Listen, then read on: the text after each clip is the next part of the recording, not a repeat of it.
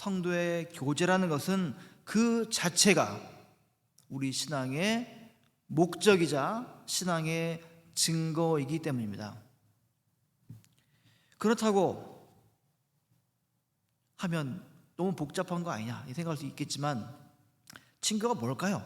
친교, 성도의 교제가 뭘까요? 왜 그렇게 교회는 성도들의 친교와 교제를 위해서 애쓰고 있을까요?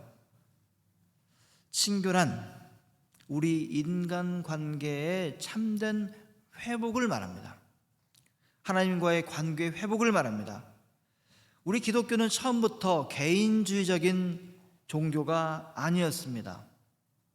혼자서 돛 닦는, 그래서 자기 완성을 추구하는 그런 수행의 종교가 아니었습니다. 물론 수행을 통해서 조금씩 도를 깨치고 인격이 고매해지는 것 나쁠 리 없습니다.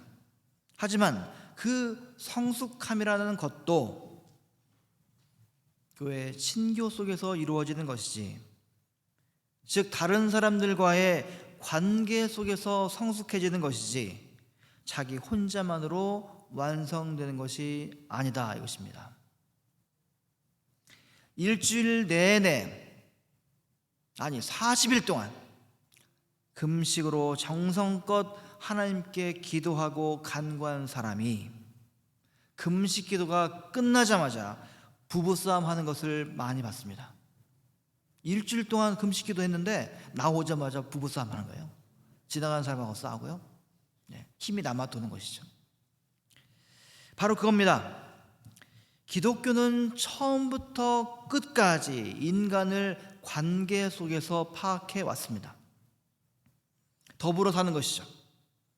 예수님께서 공생애를 시작하시고 처음 외쳤던 것이 뭡니까? 바로 하나님 나라였는데, 이것 또한 나 혼자 개인의 내면에서 이루어지는 것이 아니라 다른 사람들과의 관계 속에서 공적으로 이루어지는 것입니다. 하나님과 함께 다른 사람들과 더불어 함께 살 때에 하나님 나라를 맛볼 수가 있다 이것입니다.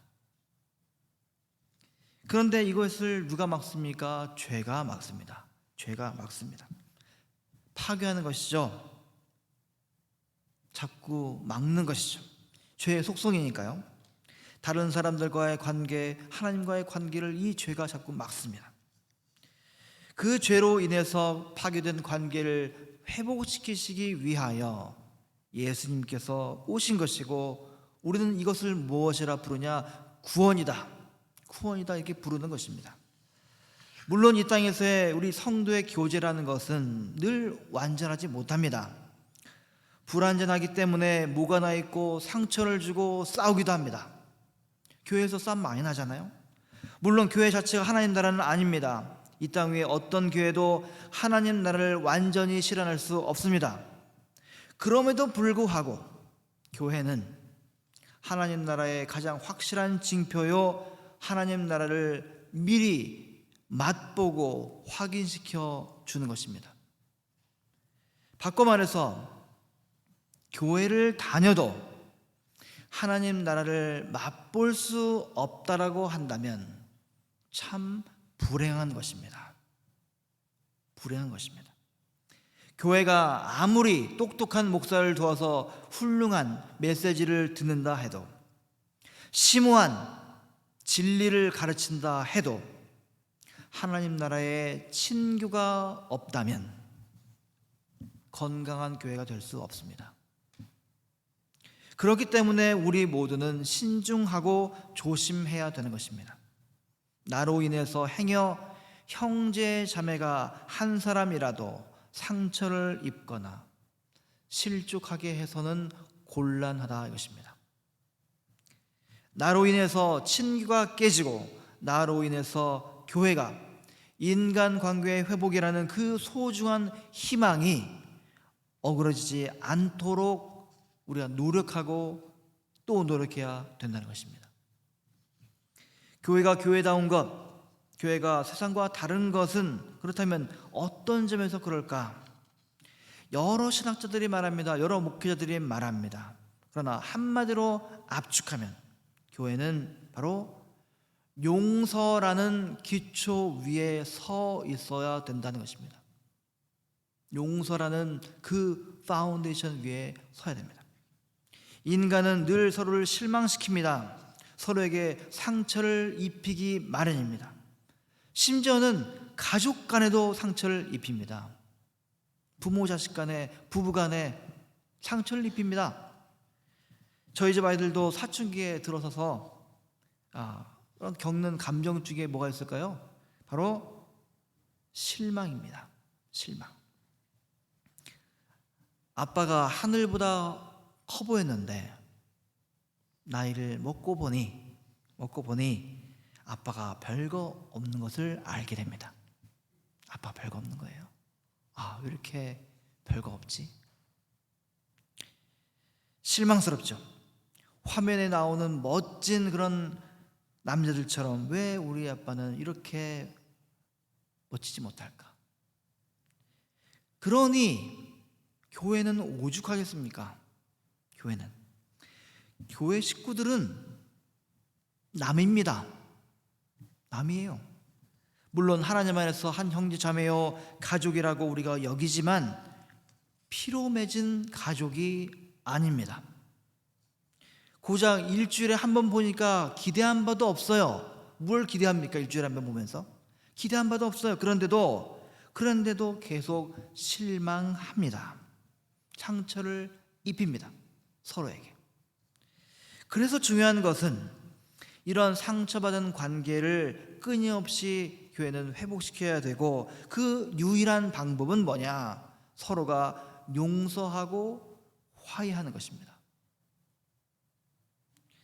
교회 공동체의 기반은 바로 용서요, 하나님 나라의 기초는 바로 용서다, 이것입니다. 하나님의 용서가 없다면 우리가 어떻게 될까요? 아무도 하나님의 나라에 들어가지 못합니다.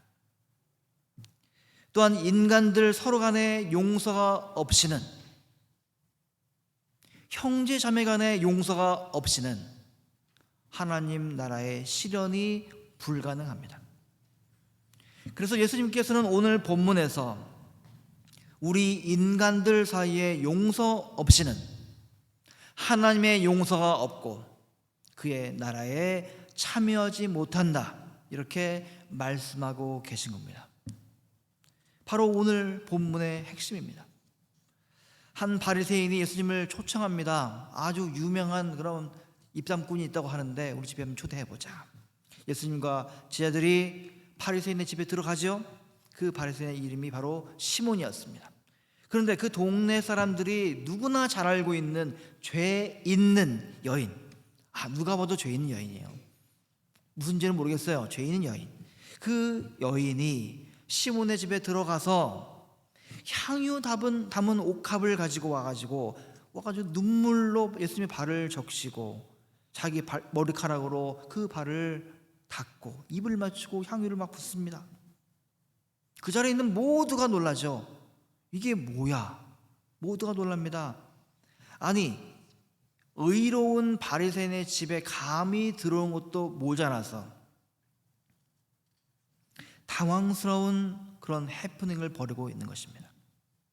오늘 누가복음은 예수님의 어떤 말씀, 어떤 모습을 우리에게 증언하고 있을까? 이것을 발견해야 됩니다.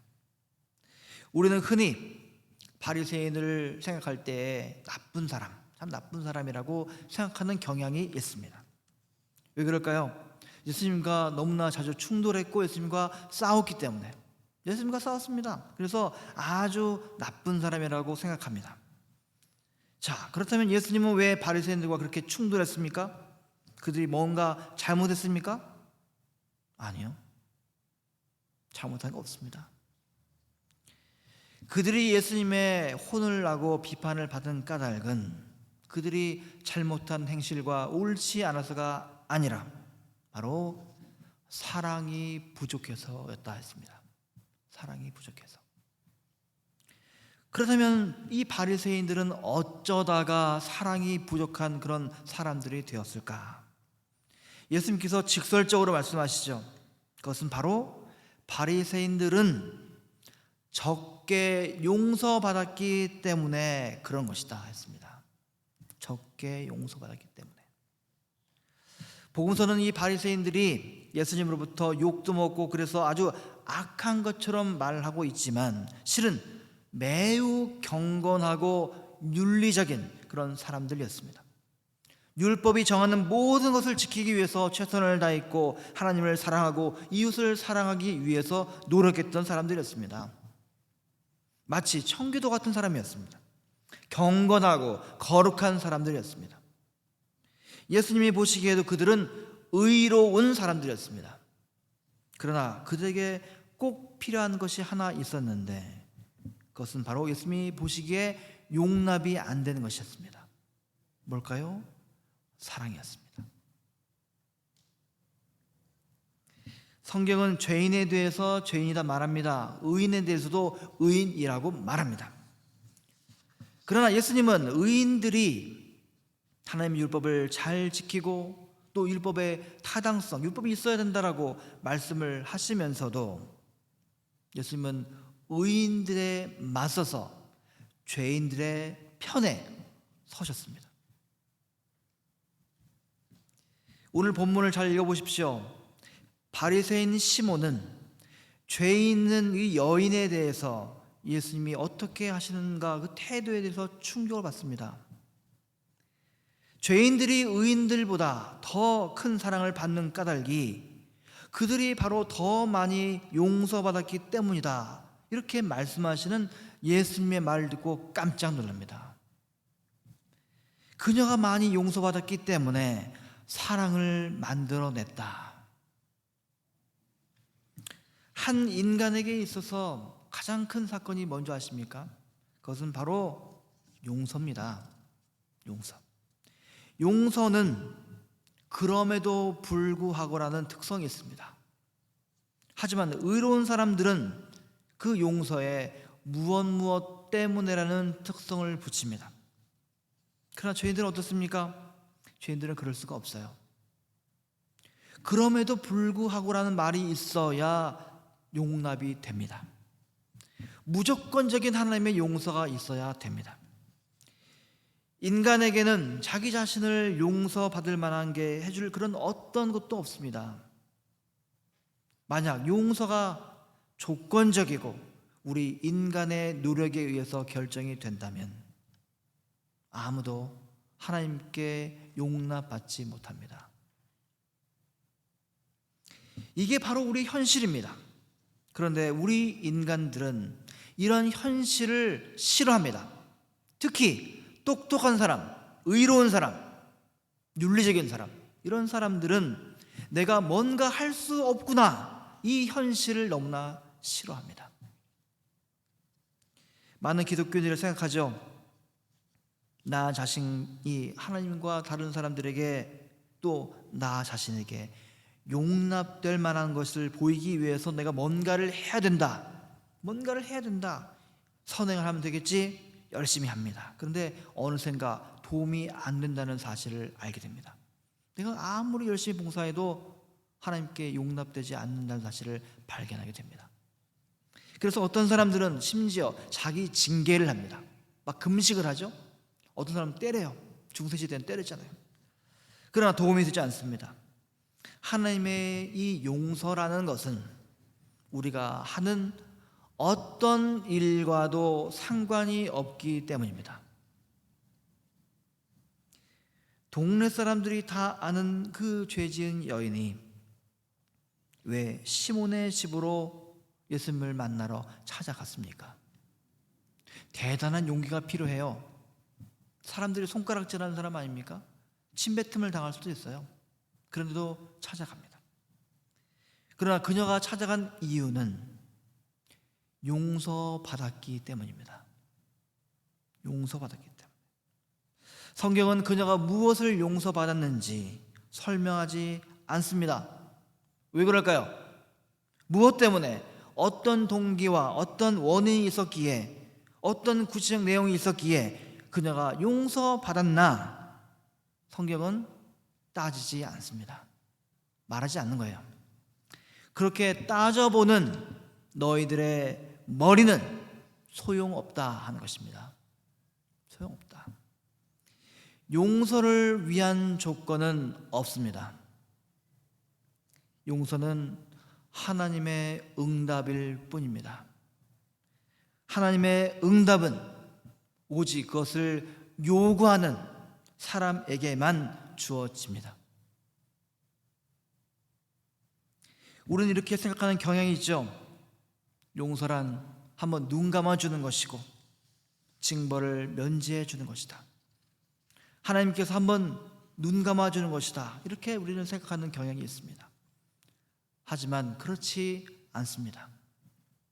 참된 용서라는 것은 한번 눈 감아주는 것이 아니라 그 용서받은 사람과 더불어 사는 것입니다. 그렇기 때문에 용서가 사랑을 만들어내고 사랑을 가능케 하는 것입니다. 용서받은 사실을 내가 용납하고 받아들일 때 사랑이 가능케 됩니다.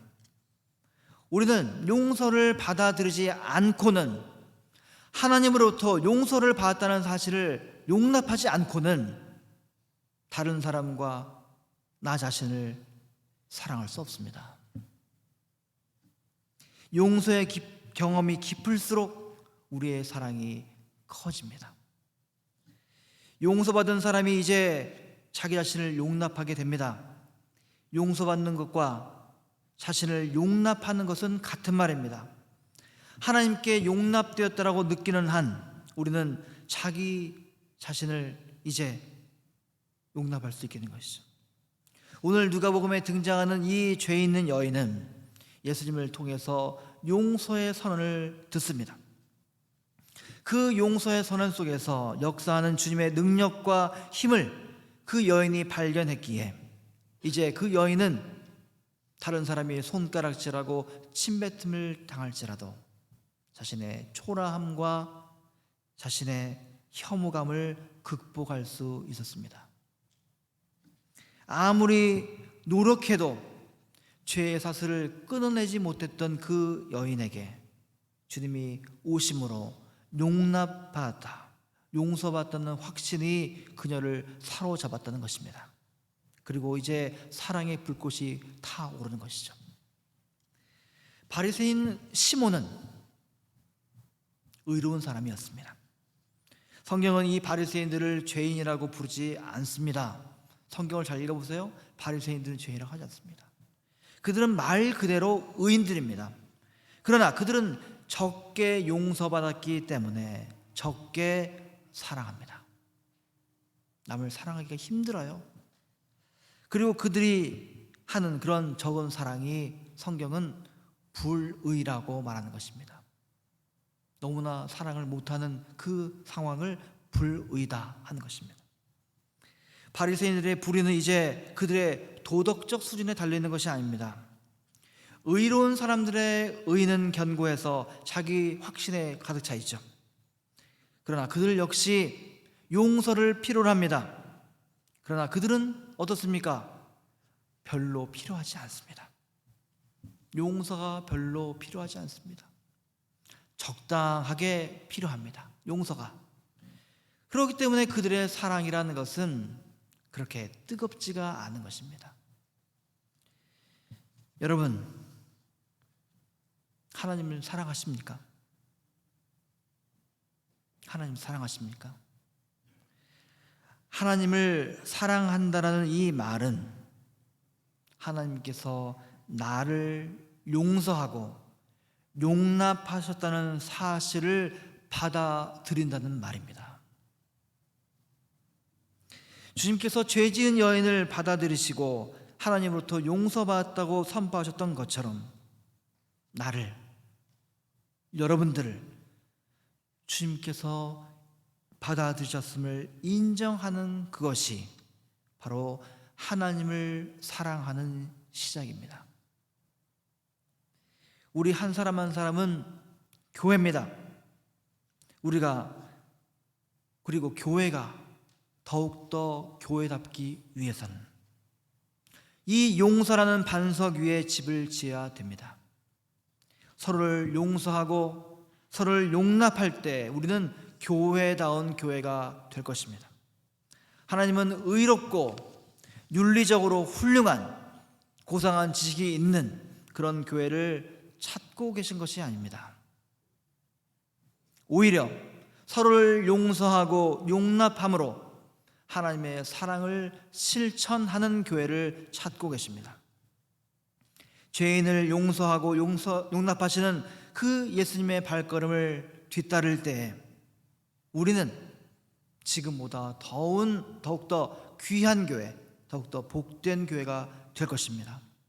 이 귀한 진리를 여러분 받아들이시고 누리시는 모두가 되시기를 예수 이름 의지하여 간절히 축원합니다. 아멘. 기도하겠습니다. 주님, 죄 지은 여인이 주님께 용납되고 용서받았음을 깨달았을 때 주님을 향한 사랑이 뜨거웠던 것처럼 저희들의 사랑도 뜨거워지기를 소망합니다. 바리새인과 같은 의로움이 하나의 장애물이 되어서 형제 자매에게 다가가지 못하게 하고 주님께로 닿지 못하는 비극을 저희들이 겪지 않도록 주님 도와주시옵소서. 서로를 용서하고 서로를 용납하는 가운데 주님을 닮아 사랑이 풍성한 교회로 자라날 수 있도록 도와주시옵소서. 십자가 사랑으로 우리를 끝까지 사랑하시고 용납하신 예수 그리스도의 이름으로 기도드립니다. 아멘.